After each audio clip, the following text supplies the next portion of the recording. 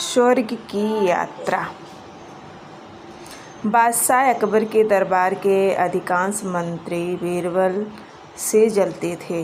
उन्हें बीरबल की अकबर से निकटता फूटी आँख नहीं सुहाती थी। अकबर का बीरबल पर अति विश्वास तथा हर बात पर बीरबल की राय को सर्वोपरि रखना भी वे कारण थे, जिसके कारण बीरबल दरबारियों की ईर्ष्या का पात्र था। दरबारी जानते थे कि बीरबल के रहते वे कभी बादशाह अकबर के प्रिय नहीं बन सकते।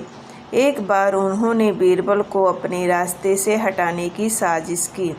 इस साजिश में उनका सहायक बना बादशाह अकबर का नाई।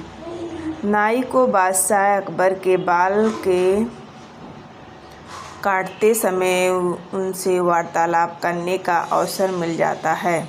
एक दिन बाल काटते हुए वह अकबर से बोला, बादशाह सलामत, कल रात मैंने एक सपना देखा जिसमें आपके अब्बा हुजूर मुझे दिखाई दिए। अपने पिता की बात सुनकर अकबर भावुक हो गया। वे बहुत छोटे थे जब उनके पिता की मृत्यु हुई थी। भावुक होकर उन्होंने नाई से पूछा, अच्छा कैसे लग रहे थे अब्बू हुजूर? अपनी बात में अकबर को रुचि लेते देख नाई ने अपनी चाल चल दी। वो ठीक लग रहे थे हुजूर। उन्होंने मुझसे कहा कि वे स्वर्ग में हैं और बहुत आराम से हैं। बस एक चीज़ की कमी उन्हें खलती है। वह क्या? अकबर की उत्सुकता बढ़ने लगी। हुजूर, वहाँ उनका मनोरंजन करने वाला कोई नहीं है, इसलिए वे खुश नहीं रहते।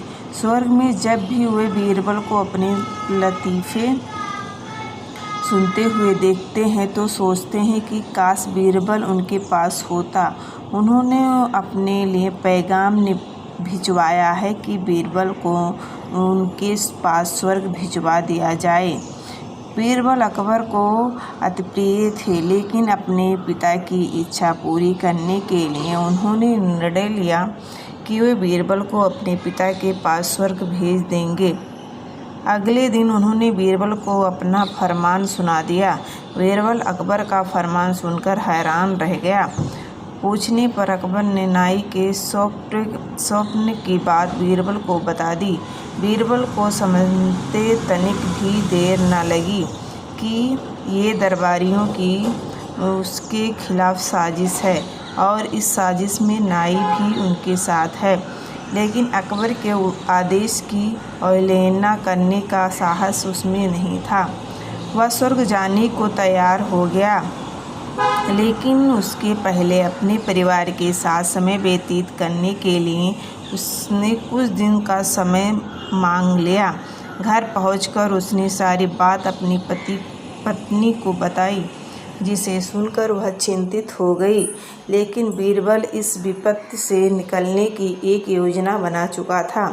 योजना अनुसार अपनी पत्नी के साथ मिलकर उसने अपने घर के आंगन में एक कब्र खोद ली। साथ ही उस कब्र के भीतर से अपने शयन कक्ष को जाती एक सुरंग भी निकाल ली। कुछ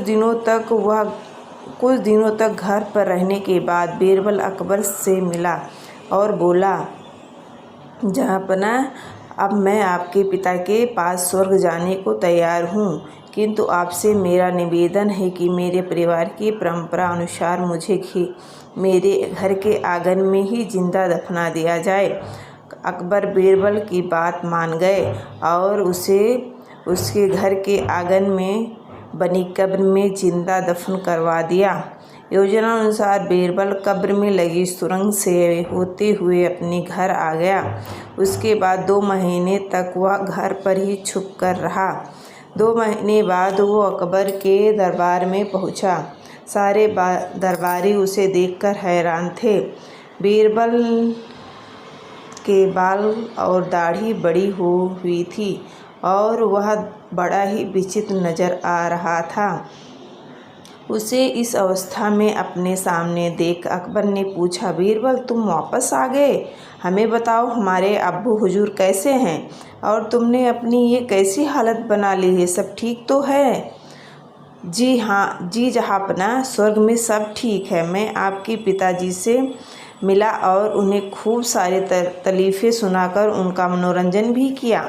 आपके पिता खुश भी बहुत हुए। लेकिन बीरबल ने के कहना जारी रखा, स्वर्ग में नाई का ना होना एक बड़ी समस्या है, इसलिए तो मेरे बाल बढ़ गए हैं और दाढ़ी भी। आपके पिताजी के बालों और दाढ़ी की हालत तो मुझसे भी बुरी है, इसलिए उन्होंने स्वर्ग में आपके नाई को भिजवा देने का पैगाम भेजा है।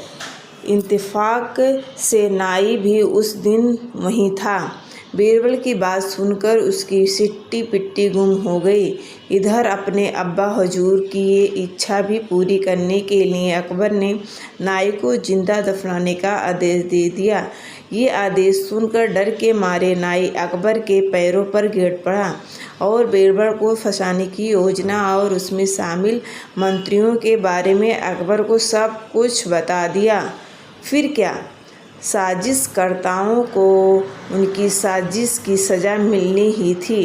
अकबर ने सबको 50-50 कोड़े लगाए। यह कहानी से क्या शिक्षा मिलती है आप लोग ज़रूर बताएं। और आप लोग को ये वीडियो अच्छा लगा तो please like, subscribe and share ज़रूर कीजिए। Thank you so much everyone.